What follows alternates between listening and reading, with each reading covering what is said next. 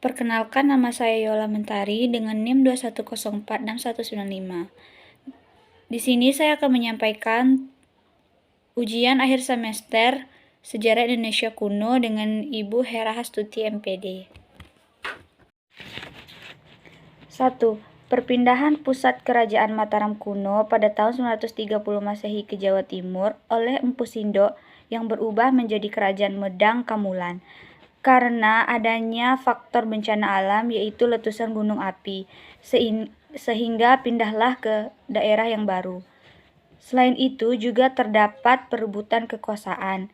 Negara yang melakukan pemindahan ibu kota dapat kita lihat di negara kita sendiri, yaitu Indonesia. Indonesia memindahkan ibu kota ke Kalimantan Timur yang mana sebelumnya terdapat di Jakarta.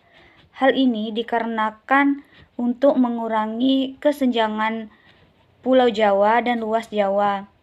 Sering kita ketahui, Pulau Jawa kerap terjadi banjir akibat masyarakatnya yang begitu banyak menetap di Pulau Jawa yang tidak begitu luas dan berpindah ke Kalimantan Timur dikarenakan tempatnya yang strategis dan Kalimantan Timur berada tepat di tengah-tengah Indonesia. 2. Ramalan Jayabaya. Ramalan Jayabaya dikumpulkan dalam satu kitab yang berjudul Joko Joyoboyo.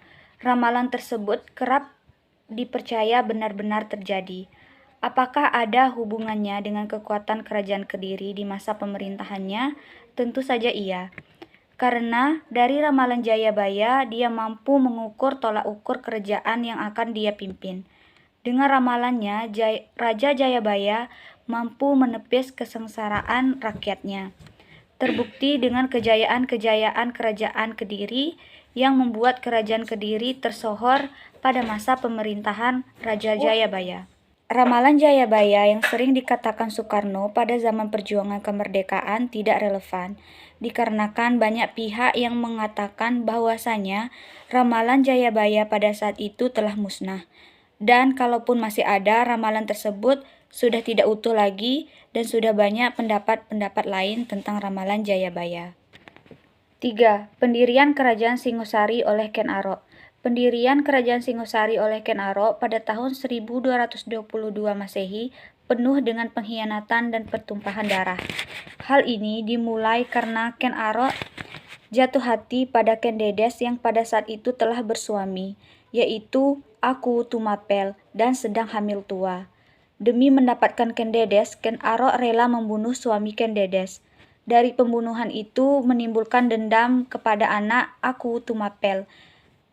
Dia membunuh Ken Arok karena sakit hati, dan seterusnya pertumpahan darah terjadi dari anak kandung Ken Arok kepada anak Ken Dedes dan Aku Tumapel, yaitu Anusapati. Anak Anusapati melakukan pembunuhan lagi terhadap anak kandung Ken Arok.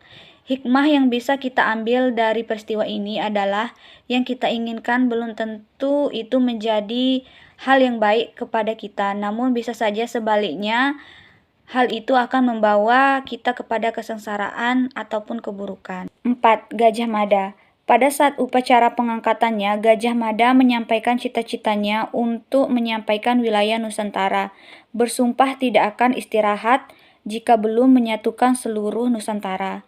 Sumpah ini dikenal dengan Sumpah Palapa. Dampak yang ditimbulkan pada Sumpah Palapa yang tercatat dalam kitab Paraton ada 3. 1. Terjadinya Perang Bubat. 2.